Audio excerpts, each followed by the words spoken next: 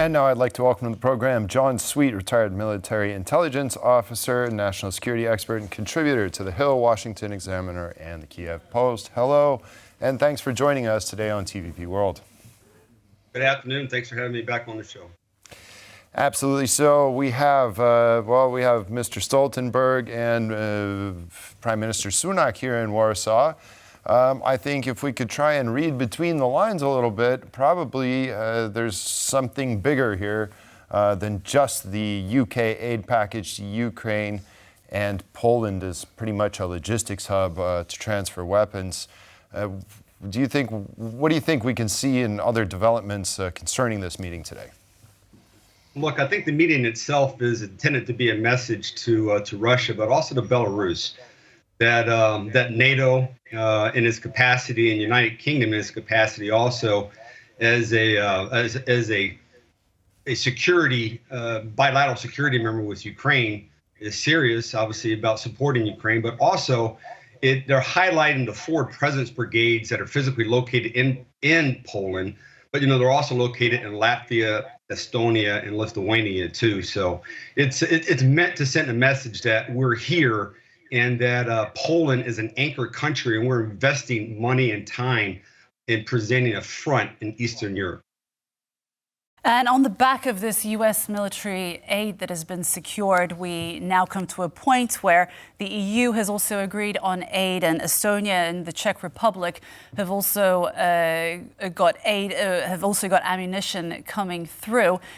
Is this a little bit too late for Ukraine, or is this on the right side, or is this on the wrong side of the right time? So just in time, how would you assess the timing of all this? Well, it's barely just in time logistics. Obviously, Ukraine is in a serious pinch right now, particularly in the Donbass, as Russia is increasing their bombardments of Kharkiv in making a threat towards the east. The ammunition, again, it's been secured, but hasn't been brought to the front. So the lag time between procurement and delivery is right now, the urgency is getting those munitions forward, stop the bleeding, and then with the additional funds, start to procure offensive-minded weapons that can defeat Russia and push them out of Ukraine. Right, indeed. Now, would it be false to assume that some of this ammunition, weapons that are going to be immediately deployed to Ukraine have already been forward advanced, maybe perhaps at the military base in Rzeszów, in anticipation of this bill getting through? I mean, we've seen this bill being held up in Congress for 6 months. Is it possible that Washington could have pre-positioned certain elements in this aid package so that it can make it to Ukraine that more expedited, if you will? It's a fair assumption that some of the munitions have been pre-positioned in anticipation of the packaging and the funding packaging going through. But let's also take a look at some of the recent attacks or recent assaults that Ukraine has had against Russia that have involved HIMARS and, in a lesser extent, some ATACMS munitions, not extended range, but some closer range munitions that have been taken out some Russian targets. So, no, it's a fair assumption that weapons have been pre-positioned. And in terms of these two high-level officials coming to Poland, how would you assess Poland's position in terms of, one of the Baltic countries, in terms of where its voice is heard in terms of, this geopolitical narrative? Yeah, Poland's becoming a regional strength, and NATO recognizes that. Look, the United States recognizes that also. They have deployed the 5th Corps of the United States Army into Poland to help facilitate operational planning and mission command for the rotational troops that are coming through. So there is a strong NATO presence in Poland.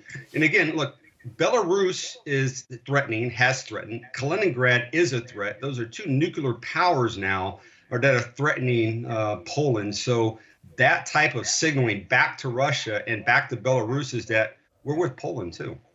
Right. And speaking of nuclear powers and the pre-positioning of perhaps tactical and ballistic capable nuclear weapons on the borders with Poland, the Polish President Andrzej Duda has floated the idea that he would welcome nuclear missile sharing here in Poland to allow potentially Americans to station American weapons on the territory of Poland. Do you think that that is unnecessary escalation, or is that perhaps a proper response to deal with Russia's nuclear saber rattling? Excuse me.